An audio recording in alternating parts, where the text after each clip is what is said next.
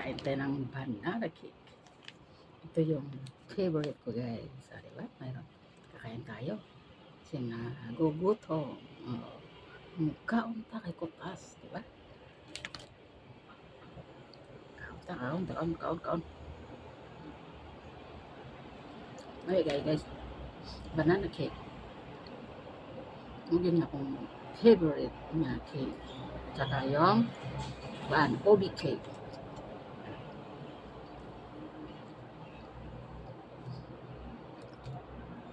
Gutom tayo, gutom.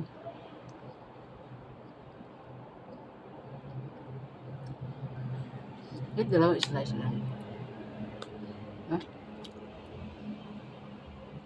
Kain talaga pag may time, kakain.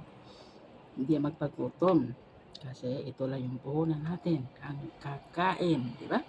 So hanggang dito na lang guys. Happy Father's Day. God bless.